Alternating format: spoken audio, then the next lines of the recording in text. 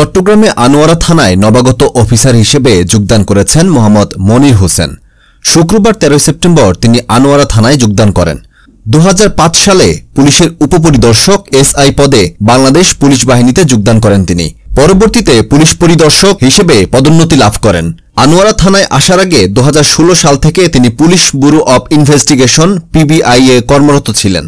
তার বাড়ি কুমিল্লা। তিনি জগন্নাথ বিশ্ববিদ্যালয় থেকে পড়াশোনা শেষ করে পুলিশ বাহিনীতে যোগ দেন। গত 5ই আগস্ট সরকার পতনের পর থেকে এ পর্যন্ত সারা দেশে পুলিশের মধ্যে বদলির প্রক্রিয়া চলমান অনুযায়ী তাহাকে আনোয়ারায় ওসি হিসেবে পদোন্নতি দেন। তিনি সাংবাদিকদের সাথে পরিচয় পর্বে জানান, পুলিশ জনগণের আস্থা প্রতীক হিসেবে কাজ করে যাবেন। সমস্ত অন্যায়ের বিরুদ্ধে পুলিশ বাহিনী উজ্জ্বল ভূমিকা পালন করবেন বলে জানান। তিনি মাদকের বিরুদ্ধে জিরো টলারেন্স ভূমিকা রাখবেন বলে আশ্বস্ত করেন এবং দায়িত্ব পালনকালে সকল সাংবাদিকদের সহযোগিতা কামনা করেন। সাধারণ জনগণকে পুলিশকে সঠিক তথ্য দিয়ে সহায়তা করার আহ্বান জানান তিনি।